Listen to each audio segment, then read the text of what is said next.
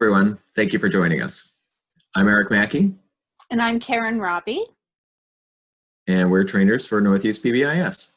We're going to be providing a quick overview of PBIS, or school-wide PBIS.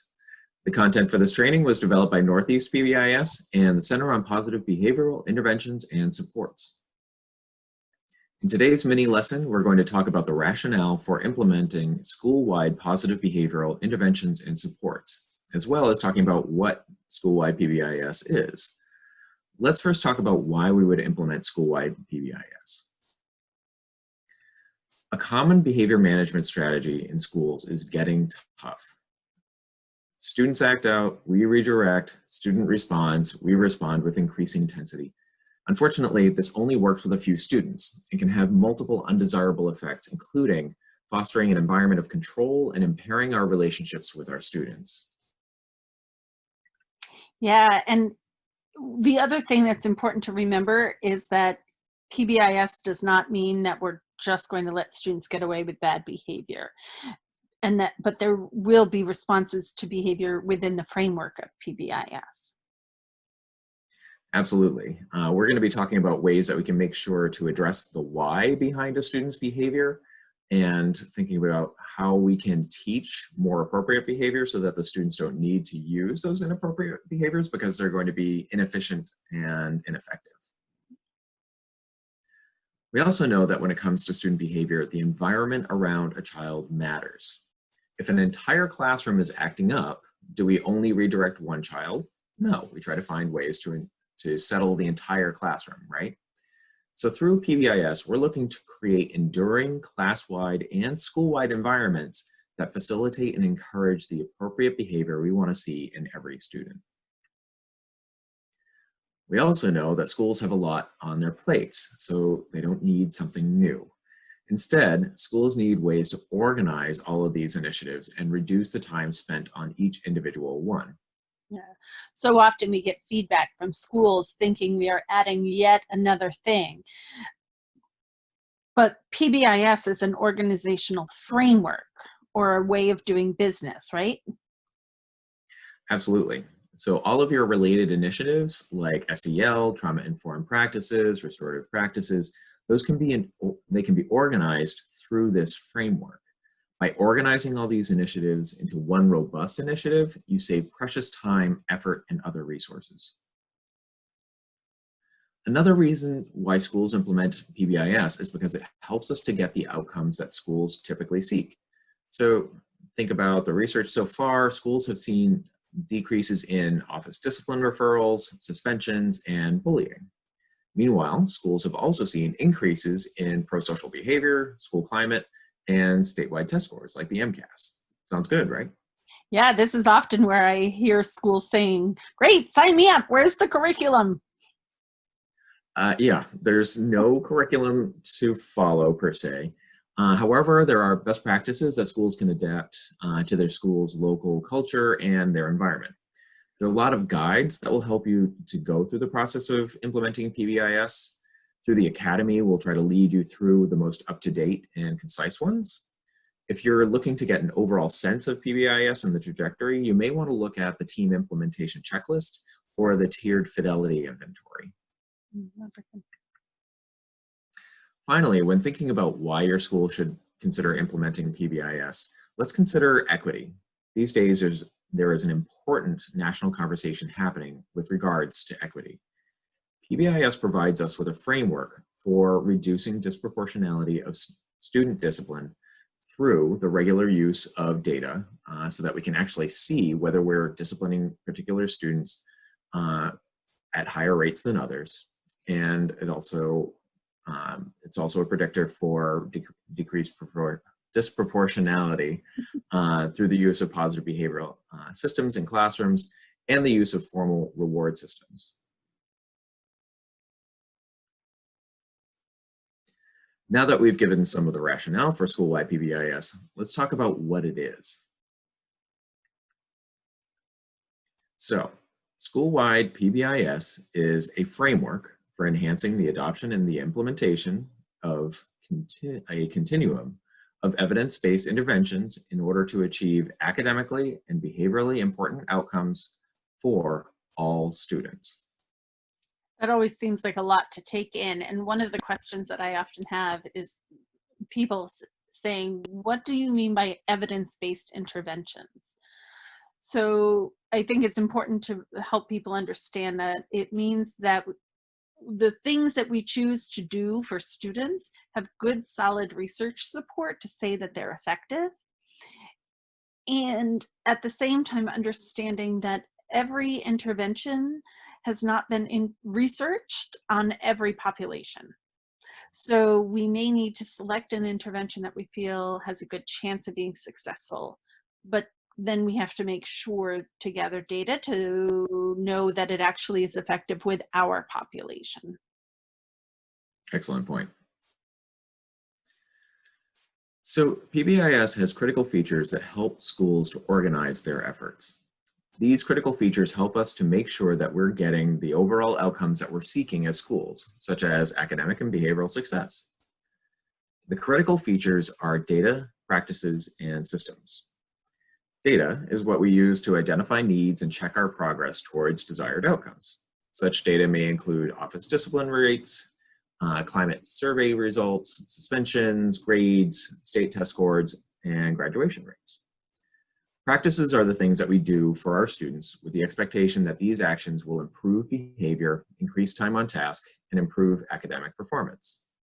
Such practices may include the teaching of rules and routines, the use of social emotional learning curriculum, or the use of advisories to check in with students. The systems are what we have going on in the background to make sure that the practices are happening and the data is being gathered. Systems may include calendars, professional development, and training. And that big yellow is the having everything being culturally relevant to your school. Absolutely. Just as there's no two students or teachers who are exactly the same, nor are there two schools that are exactly the same.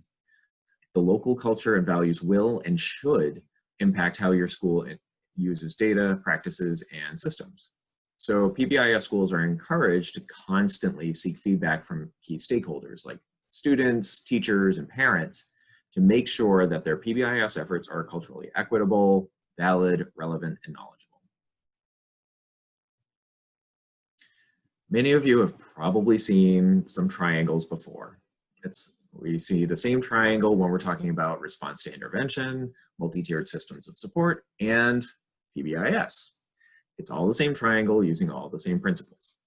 We presume that if we provide evidence-based intervention, whether academic or behavioral, to all students, that at least 80% should respond and need no further intervention. We call this Tier 1, school-wide, or universal intervention. But we know that there will be a portion of the population, around 15% or so, who will need more specialized intervention. Note, they'll still be getting Tier 1 intervention, but we may provide an additional exposure to that Tier 1 intervention, or maybe provide a short-term group to address the need.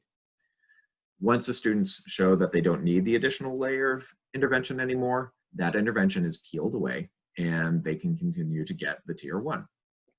Yet there will always be a smaller part of the population who may need even more intensive, more individualized intervention.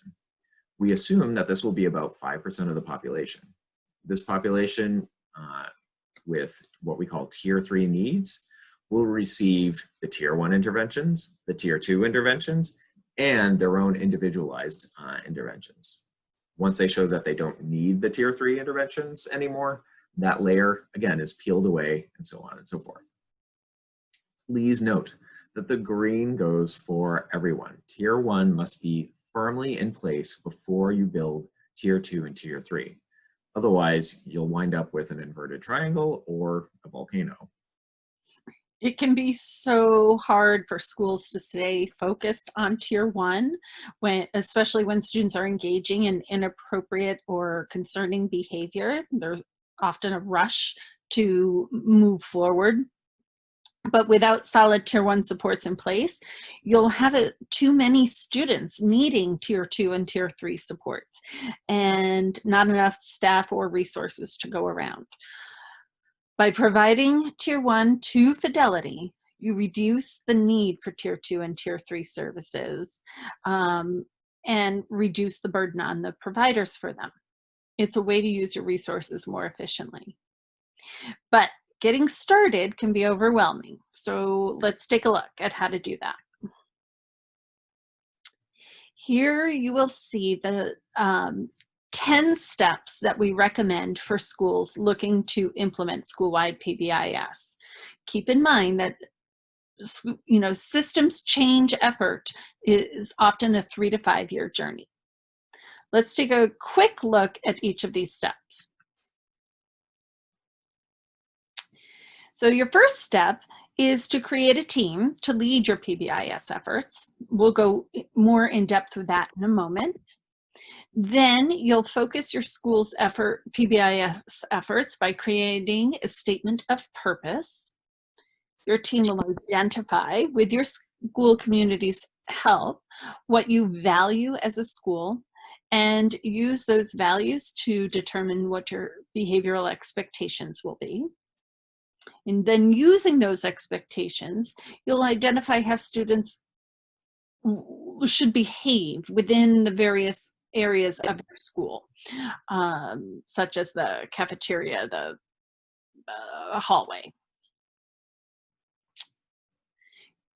Once you've used that matrix or developed that matrix, your team will create lessons to be explicitly taught to students at the beginning of the year and throughout the year so that they know how to be successful within each school area.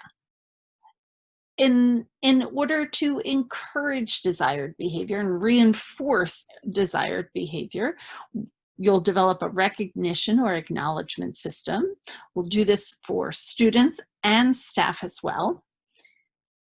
Then next, you'll clarify how faculty should respond when undesirable behaviors inevitably occur by clearly defining unexpected behaviors, like realizing who's responsible for managing which types of behaviors, and identifying clear responses for behaviors. All that time, you'll be gathering data to identify solutions to problematic behavior, to evaluate the fidelity of your PBIS implementation, and to evaluate whether or not you're getting to those desired outcomes like increased attendance or fewer office discipline referrals or improved state test scores. PBIS only works when it is living and breathing within your entire school staff.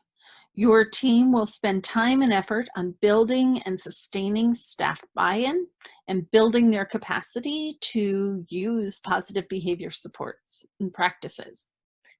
But just like students, staff may need different levels of support to, one, buy into, and secondarily to implement PBIS.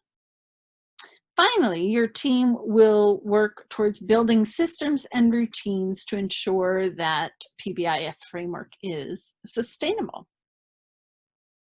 So getting back to that piece about buy-in, we often as trainers get questions about how do we increase staff buy-in, and there are a couple recommendations that we typically give, such as using data to establish the need for PBIS within your school, using existing research to indicate the potential positive impact that PBIS could have on your school, like we mentioned earlier on in this training. Providing ongoing training and coaching to build staff capacity and comfort with PBIS. Seeking and incorporating staff feedback into the PBIS product so that they're feeling heard and that it's all culturally relevant to them. And making sure that we're acknowledging our faculty for their efforts in trying to implement PBIS strategies. Those, in combination, those can all really help towards building that staff buy-in. If you're going to move forward, you have to start by developing a team. As you think about developing your team, you want it to be representative of the varied roles in your school.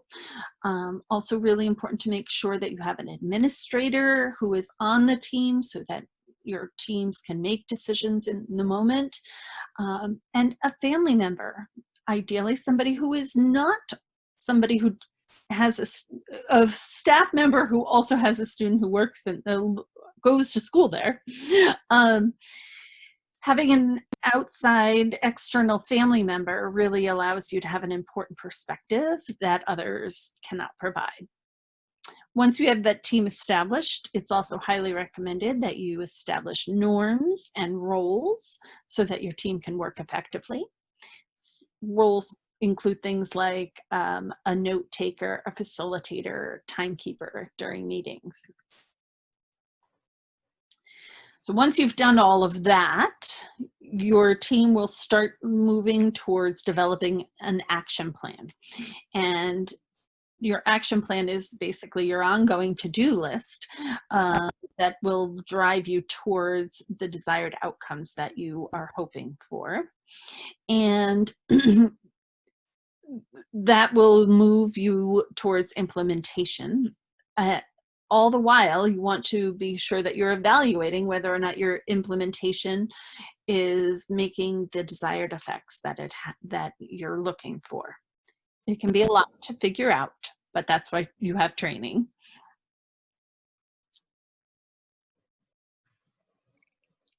You've probably been in a lot of meetings already where you have hours and hours that are spent admiring a problem, but no solutions are identified, and maybe you walk out not clear as to who's doing what in order to make that better for students. So as a team, you'll want to decide on a problem-solving model.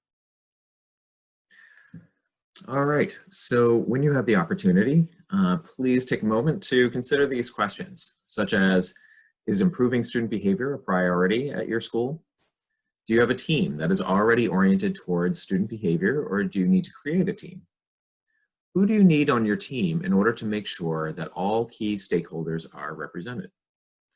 What do you need to do next to prepare your team for the work that's coming ahead? And what processes do you need to establish with your team to make sure that your meeting time is protected and effective? Make sure to add to your action plan your next steps. And otherwise, for more information, please feel free to check any PBIS.org, or to check with your trainers. Thank you very much. Thanks.